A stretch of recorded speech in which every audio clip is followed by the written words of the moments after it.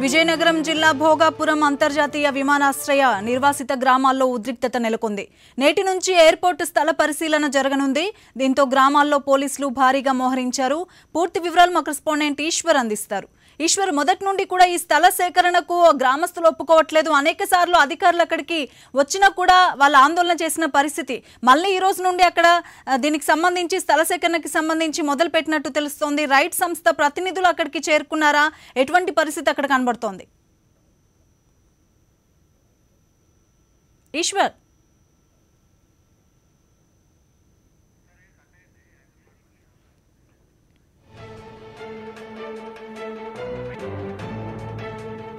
విజయనగరం జిల్లా భోగాపురం అంతర్జాతీయ విమానాశ్రయ నిర్వాసిత గ్రామాల్లో ఉద్రిక్తత నెలకొంది. నేటి నుంచి ఎయిర్పోర్ట్ స్థల పరిశీలన జరగబోతోంది.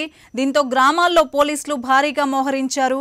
పూర్తి వివరాలు అక్కడ అందించడానికి మా కరెస్పాండెంట్ ప్రయత్నాలు చేస్తూనే ఉన్నారు. మొత్తానికి కూడా మొదటి నుండి కూడా ఈ ఎయిర్పోర్ట్ అనేది ఇక్కడ నిర్మించొద్దు, మా స్థలం లాక్కొని మరి ఎయిర్పోర్ట్ నిర్మించడానికి మేము ఒప్పుకోమని కూడా అక్కడ నిర్వాసిత గ్రామాలు మొదటి నుండి కూడా దీన్ని అడ్డుకునే ప్రయత్నం చేస్తున్నాయి.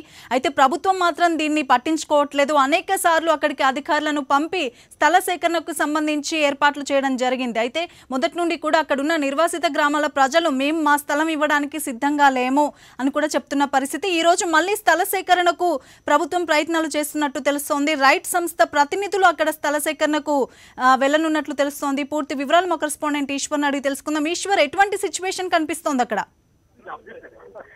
విజయనగరం జిల్లా భోగపురంలో ప్రభుత్వం నిర్మించి తలపెట్టిన అంతర్జాతీయ గ్రీన్ఫీల్డ్ విమానాశ్రయ ఏర్పాటు సంబంధించి రైట్స్ సంస్థ ప్రతినిధులు ఇవాళ నుంచి గ్రామాల్లో పర్యటించినారు. ప్రధానంగా భూ సేకరణతో పాటు మొత్తం ప్రభుత్వం ప్రకటించినటువంటి 5,315 ఎకరాలకు సంబంధించి ఏ గ్రామాల్లో ఎన్ని ఎకరాలు సేకరించారో ఇప్పటికే ప్రభుత్వం స్పష్టం చేసింది. ఈ నేపథ్యంలోనే ఇవాళ ఉదయం నుంచి కూడా 9 రెవెన్యూ గ్రామాల పరిధిలో భోగాపురం మండలంలో ప్రతిపాదిత ఎయిర్పోర్ట్ నిర్వాసిత గ్రామాల్లో ఉద్రిక్తత పరిస్థితులు నెలకొన్నాయి. ప్రధానంగా గత కొంతకాలంగా గ్రామ విఆర్ఓలు కానీ అదేవిధంగా భూసేకరణకు సంబంధించి ఏర్పాటు చేసినటువంటి డిప్యూటీ కలెక్టర్లు నేరుగా ఇక్కడ స్థల సేకరణ వివరాల పరిశీలించడానికి వచ్చినప్పుడు కూడా గ్రామస్తులు అడ్డుకున్న పరిస్థితి.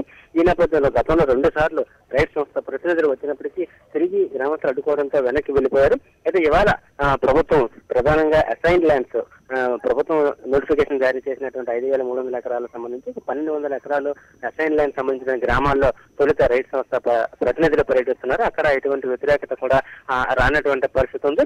అక్కడి నుంచి మిగిలిన గ్రామాలకు వెళ్లాలని చూస్తున్నారు. అయితే మిగిలినటువంటి గుడుపు వలస అన్ని గ్రామాల్లో కూడా రైట్ సంస్థ ప్రతినిధులు నెట్ట పరిస్థితున్న గ్రామాలపై రానుమని చెప్పి ఇప్పటికే రిలే నిరాహార దీక్షలు గత 25 రోజులుగా నిర్వహిస్తున్నటువంటి గ్రామస్తులు చెప్తున్న పరిస్థితి.